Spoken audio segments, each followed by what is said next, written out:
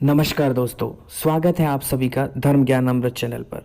दोस्तों, आप सभी ने भगवान विष्णु की वटपत्र पर लेटे हुए बीच समुद्र में तस्वीर जरूर देखी होगी। क्या कभी आपने सोचा कि ऐसा क्या हुआ था जो जगदीश्वर भगवान को बीच समुद्र में वटपत्र पर बाल रूप धारण करके लेटना पड़ा? ऐसी कुछ रोचक किस्से, कहानियों और आध्यात्म जगत से जुड़ी सनातन धर्म संबंधी जानकारियों के लिए, कथाओं के लिए बने रहिए हमारे चैनल के साथ। चैनल को लाइक, शेयर और सब्सक्राइब करना ना भूलें। दोस्तों, आज धर्म ज्ञान अमृत चैनल पर हम भगवान विष्णु के बाल रूप की कथा सुनेंगे। यह उस वक्त की बात है जब संपूर्ण जल ही जल था। मन को मुग्ध कर देने वाली महालक्ष्मी अचानक भगवान विष्णु के समक्ष प्रकट हुई। भगवान विष्णु आश्चर्य में पड़ गए। रति, भूति, मति, कीर्ति, स्मृति, श्रद्धा, मेधा, स्वाहा, स्वधा, क्षुधा, निंद्रा, गति, क्षमा आदि शक्तियाँ उन महादेवी के चारों ओर अलग अलग विद्यमान थीं। सबके हाथों में श्रेष्ठ आयुध सुशोभित हो रहे थे। पारिजात पुष्प की माला एवं मोती के हार उन देवियों की शोभा बढ़ा रहे थे। उस जलावरण में भगवती महालक्ष्मी तथा उनकी सहचरी शक्तियों को देखकर भगवान विष्णु के आश्चर्य का ठिकाना नहीं रहा। वे सर्वात्मा प्रभु इस घटना को देखते ही आश्चर्यचकित हो सोचने लगे कि ये संपूर्ण स्त्रियां कौन हैं तथा वटपत्र की सैया पर सोने वाला मैं ही कौन हूँ। इस जलावरण में यह वटवृक्ष कहाँ से आया और किस अज्ञात शक्ति ने मुझे बालक बनाकर इस वटपत्र की शैया पर लिटा दिया है, और यह सुंदर स्त्री कौन है और इसके साथ ये सारी स्त्रियां कौन हैं, और मुझे अब क्या करना चाहिए। भगवान विष्णु वटपत्र की शैया पर लेटे हुए आश्चर्य में ये सब कुछ सोच रहे थे। उनकी यह दशा देख भगवती महालक्ष्मी मुस्कुरा के कहने लगी, विष्णु, तुम क्यों विश्व में विमुग्ध हो रहे हो? भगवती महाशक्ति के प्रभाव से तुम मुझे पहचान नहीं पाते। पहले भी तो सृष्टि और प्रलय का चक्कर चलता रहा है। उस समय तुम अनेकों बार अवतरित हो चुके हो। वह पराशक्ति निर्गुण है, तुम सगुण पर ब्रह्म हो। वैसे ही मैं भी सगुणा शक्ति हूँ। मेरे विषय में यूँ समझना चाहिए कि जो सच्ची शक्ति है वही मैं हूँ। अभी तुम्हारे नाभि कमल से प्रजापति ब्रह्मा की सृष्टि होगी।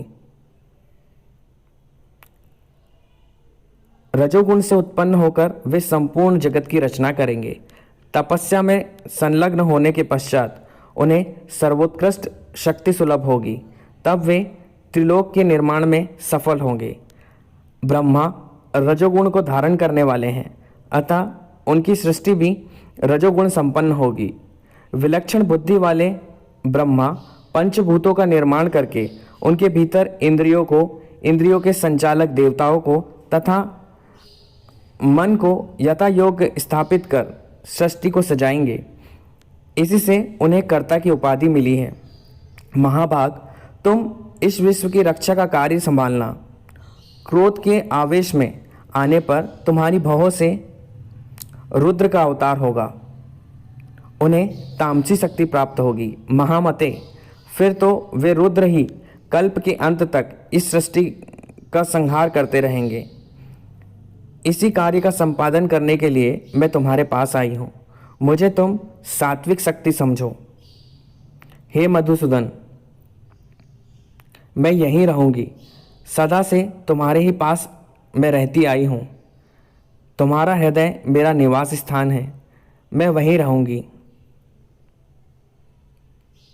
भगवान विष्णु बोले, देवी, कुछ समय पूर्व मैंने एक आधा श्लोक सुना था। उसके अक्षर अत्यंत स्पष्ट थे। वह परम रहस्यमयी वाणी किनके मुख से निकली थी? हे देवी, तुम उसे मुझे बताने की कृपा करो। मैं बड़े आश्चर्य में पड़ गया हूँ। जिस प्रकार निर्धन मनुष्य को धन स्मरण होता रहता है, वैसे ही यह बात मुझे बारंबार याद आ रही है। भगवान विष्णु की बात सुनकर लक्ष्मी जी का मुख खिल उठा। वे हंसकर अत्यंत प्रीतिपूर्वक कहने लगी, देवी बोली, विष्णु कहती हूं सो सुनो। मैं सगुण स्वरूपा चतुर्भुजी भगवती हूं।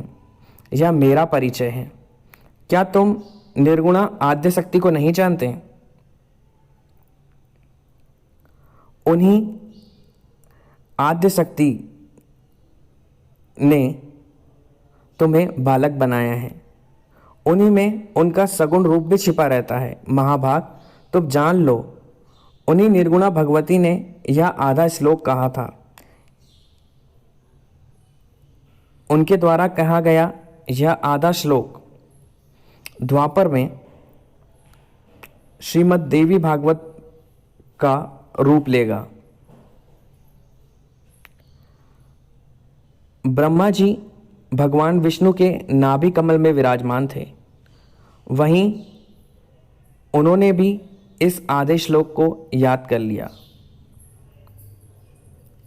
तत्पश्चात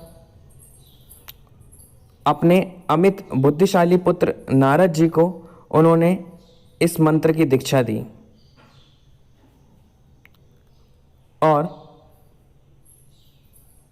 उसी प्रकार यह द्वापर में श्रीमद् देवी भागवत के नाम से प्रसिद्ध हुआ। योग माया संपूर्ण कारणों की भी कारण है। सभी देवता उन्हीं से प्रकट हुए हैं। ब्रह्मादि देवता पर भी उन्हीं का शासन चलता है। तो दोस्तों, यही है सृष्टि की रचना का रहस्य और भगवान विष्णु के समुद्र में वटपत्र की सैया पर लेटे हुए होने का कारण। संपूर्ण जगत, त्रिदेव और चराचर सृष्टि की रचना भगवती आद्य शक्ति ने स्वयं की है और यह सृष्टि का चक्र निरंतर इसी गति से चलते रहता है। उक्त कथा श्रीमद् देवी भागवत में वर्णित है। आपको यह कथा कैसी लगी कमेंट बॉक्स में कमेंट करके बताइए। चैनल को लाइक, शेयर और सब्सक्राइब करना ना भूलें।